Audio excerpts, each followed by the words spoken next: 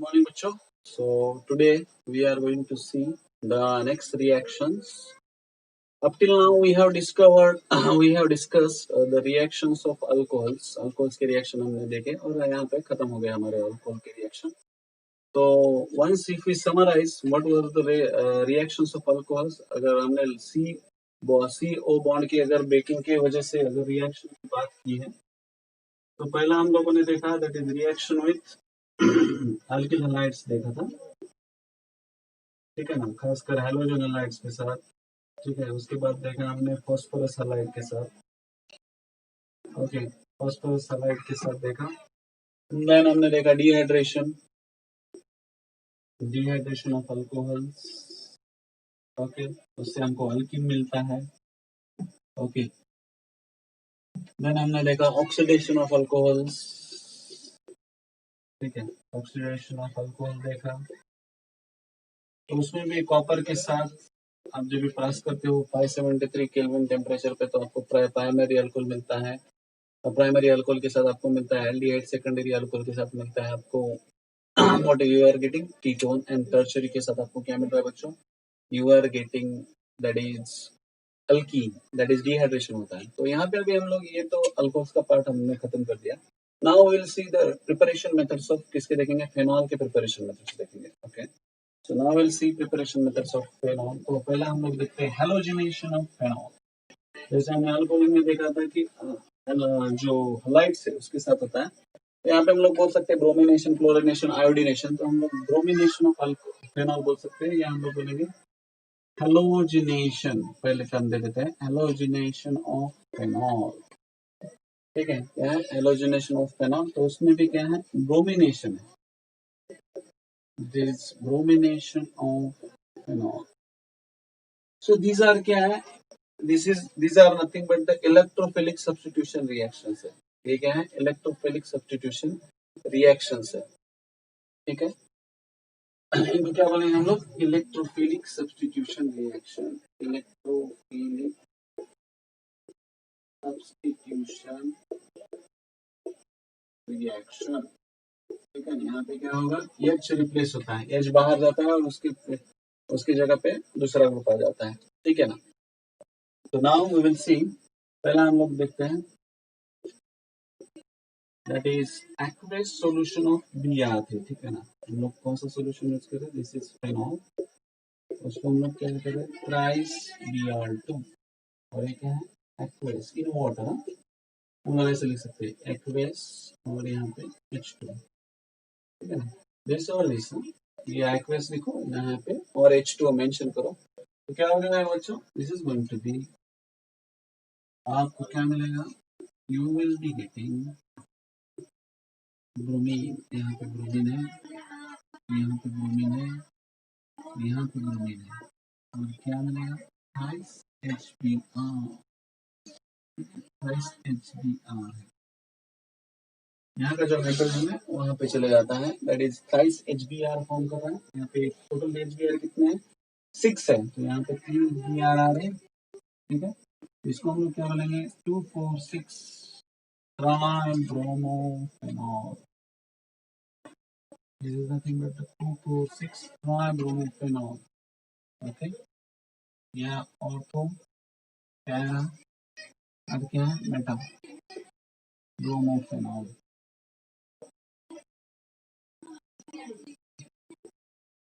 ट्राइब्रोमोफेनॉल तीनों पोजीशन है यहाँ पे, ऑर्थो पैरा मेटा ट्राइब्रोमोफेनॉल या 2,4,6 ट्राइब्रोमोफेनॉल।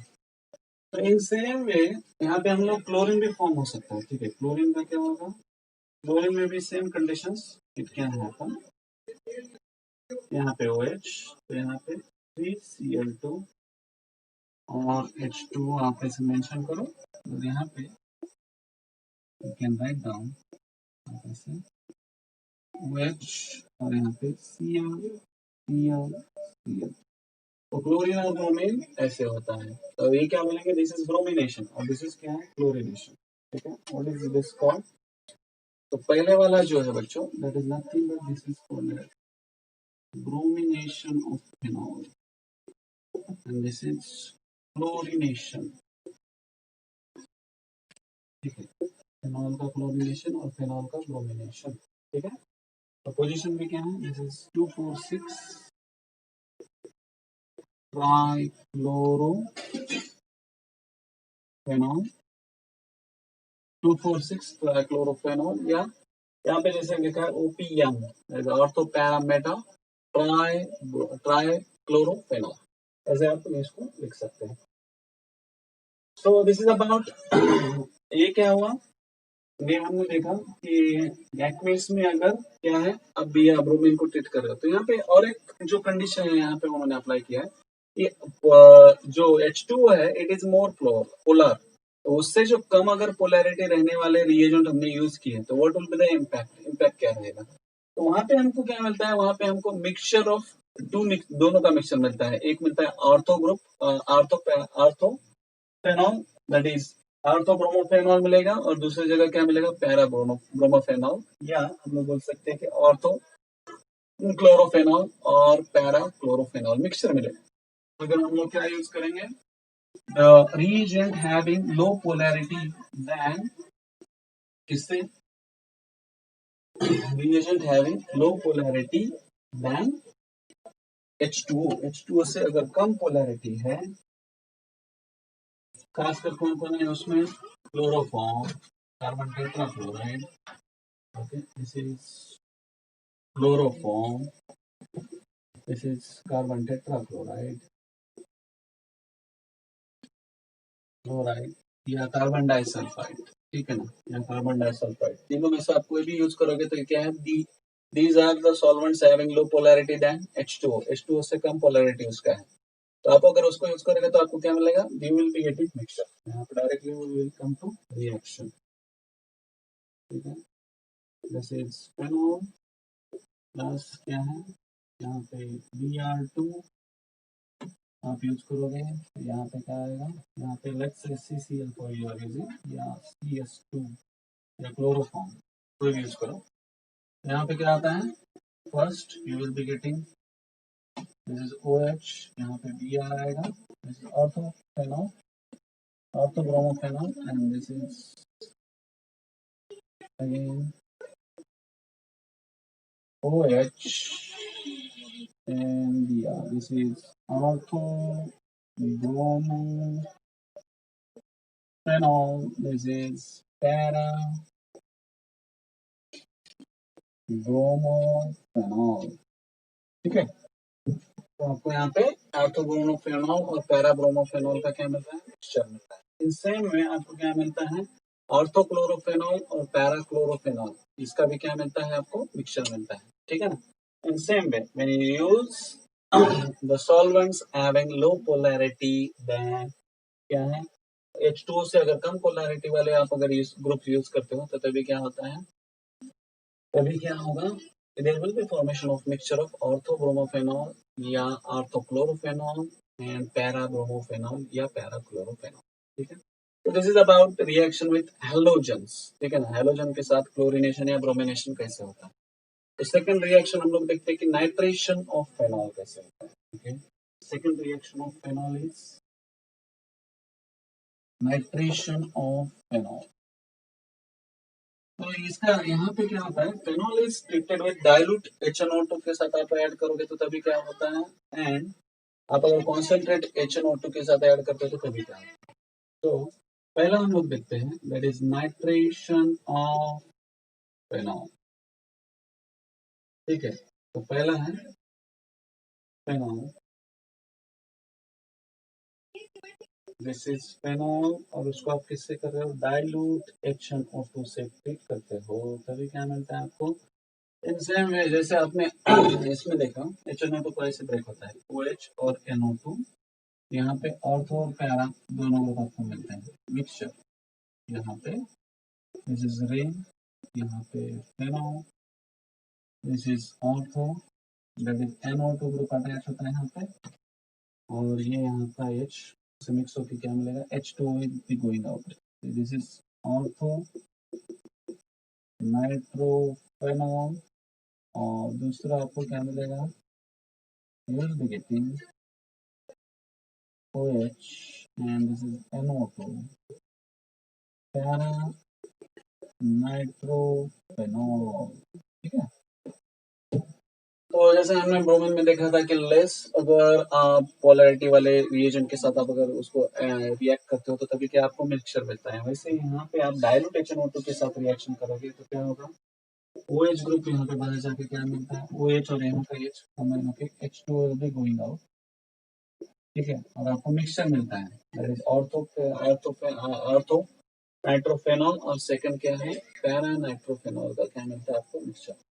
This is one reaction. अगर सेकंड रिएक्शन की बात करें, आपने वहां पे क्या है, कॉन्सेंट्रेट HNO3 के साथ अगर ट्रीटमेंट करते हो और वहां पे डिहाइड्रेटिंग एजेंट जैसा काम कौन कर रहा है, H2SO concentrate H2SO4 you can use as a dehydrating agent, but आप कॉन्सेंट्रेट HNO2 के साथ जब भी HNO3 के साथ रिएक्शन करते हो फेनॉल का, तो वहां पे आपको क्या मिलेगा, you will be getting 2,4,6 ट्राइब्रोमोफेनॉल और ट्राइब्रोमोफेनॉल हमको जैसे मिला, और यहाँ पे क्या मिलेगा, ट्राइनाइट्रोफेनॉल। तो it is going to come ऐसे आएगा, यहाँ पे फेनॉल और ये क्या है, this is phenol plus concentrated HNO3, तो क्या आएगा बच्चों, this is going to be twice OH plus NO2, तो क्या देगा, this is going to B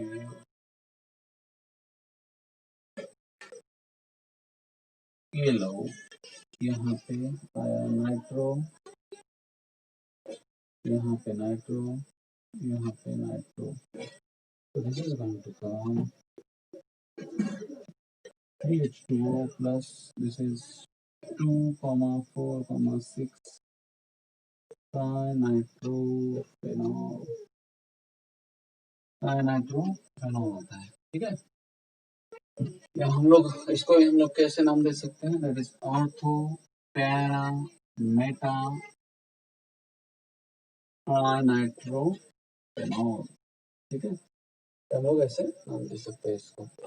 okay, so this is the difference between dilute HNO3 के साथ आप उसको ट्रीट करो, you will be getting mixture of two products, that is ortho और para nitrophenol आपको मिलता है। And when you take concentrated H2NO3 आप यूज करोगे तो भी आपको क्या मिलेगा, you will be getting ortho that is ortho para और जो मेटा है तीनों साथ में, दैट इज 2,4,6 ट्राई नाइट्रोफेनॉल आपको मिलता है with the release of H2O। ठीक है ना, तो यहाँ पे कॉन्सेंट्रेटेड जो H2SO4 है, it is playing role of dehydrating, dehydration करने में मदद करता है। ठीक है ना, तो आप यहाँ पे मेंशन कर सकते हो कॉन्सेंट्रेटेड H2SO4। ठीक है, so this is about reaction with nitration of alcohol, that is sulfon, and next हम लोग देखेंगे सल्फोनेशन ऑफ फेनॉल। तो सल्फोनेशन क्या होता है, तो बेंजीन सल्फोनिक एसिड फॉर्म होता है वहां पे। नेक्स्ट रिएक्शन हम लोग देखेंगे, दैट इज नाइट्रेशन हो गया। Now we will C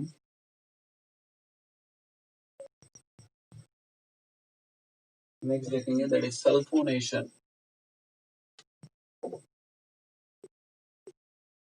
sulphonation of phenol, तो यहाँ पे क्या होता है, here you are treating phenol with concentrated H2SO4।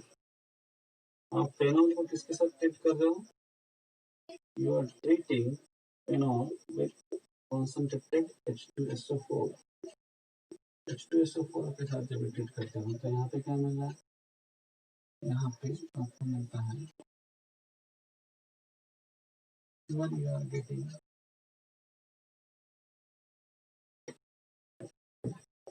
यहाँ पे आपको दो प्रोडक्ट्स मिलते हैं at low room temperature and दूसरा है एट हाई टेम्परेचर। तो रूम टेम्परेचर है that is at 20 degree Celsius, यहाँ पे मिलेगा आपको ऑर्थो, यहाँ पे हम लिखते हैं that is OH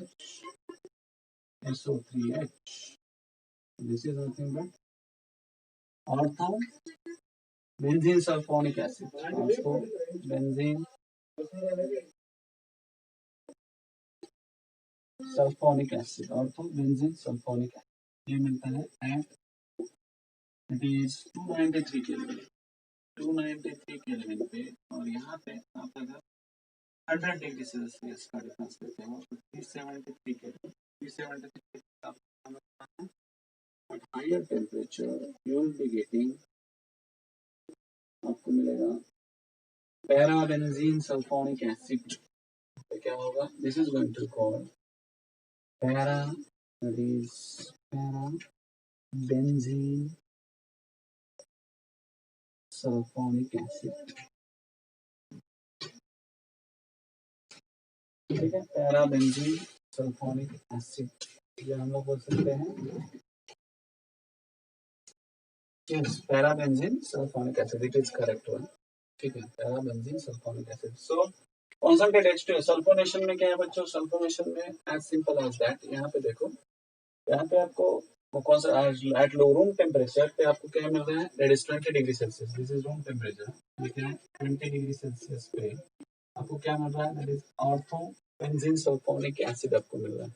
but at higher temperature that is about 100 degree Celsius, ठीक है ना, 373 किलो मतलब 100 डिग्री सेल्सियस को आपको क्या मिल रहा है, parabenzene sulphonic acid. Okay, parabenzene sulphonic acid you are getting. So this is about sulfonation of phenol. Okay, यहाँ पे SO3H that is क्या हो जाता है, that is nothing but the sulfonic acid। H2 है ना, तो यहाँ पे H और वहाँ का H, ठीक है, H2, okay, it will be going out।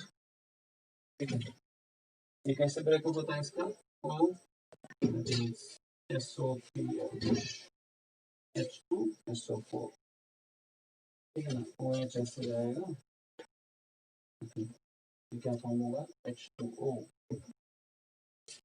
OH SO3H, ऐसा इसका ब्रेकडाउन होता है। और ये ऐसे ब्रेक होगा बॉन्ड, और SO3H यहाँ पे अटैच होगा, और ये OH और यहाँ का H दोनों क्या हो जाएंगे, H2 फॉर्म होके बाहर जाएंगे। यहाँ पे हम लोग H2O, ठीक है, जैसे हमने HNO3 में किया था, OH और NO2 that is nothing but HNO3।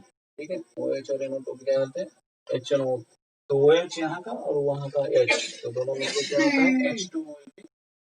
Same में यहाँ पे H2SO4 में से OH और SO3H दोनों क्या हो जाएंगे, ये बॉन्ड ब्रेक हो जाएगा, और क्या होगा, SO3H यहाँ पे अटैच होता है, और OH और H के साथ H2 will be going out। So these are the certain preparation methods of phenol। तो पहला हमने देखा था what is the first method, that is halogenation of phenol, that is bromination और chlorination देखा हमने उसमें स्पेसिफिकली अगर H2O यूज करते हो आप, तो H2O के साथ क्या होता है बच्चों, H2O के साथ you will be getting 2,4,6 try bromo या ट्राई क्लोरोफेनॉल आपको मिलता है। सेकंड मेथड हमने देखा, अगर आप उसमें अगर आप लो पोलैरिटी का यूज कर रहे हो, तो then you will be getting the mixture of product, that is ortho और पैरा का मिक्सचर आपको मिलता है। देन नेक्स्ट हमने देखा that is nitration of phenol, nitration में भी 2,4,6 ट्राइनाइट्रोफेनॉल हमको कॉन्सेंट्रेटेड HNO3 के साथ मिलता है, वेराज डाइल्यूट के साथ हमको अगेन मिक्सचर मिलता है ऑर्थो और पैरा का। लास्ट में हमने देखा benzene sulphonic acid formation with the help of क्या है, when phenol is treated with, किसके साथ ट्रीट कर रहे हो आप, यहाँ पे कॉन्सेंट्रेटेड H2SO4 के साथ ट्रीट कर रहे हो, then you will be getting at room temperature आपको मिलता है orthophenol sulphonic acid, orthophenol sulphonic acid या benzene sulpho ortho benzene sulphonic acid ये मिलता है एट रूम टेम्परेचर, और आपको मिल रहा है at 100 degree Celsius you will be getting क्या मिल रहा है आपको, parabenzene sulphonic acid. Yes, paraphenol benzone phenol sulphonic acid या parabenzene sulphonic acid. Okay, so I hope it is understood, so remaining part we will discuss in next lecture।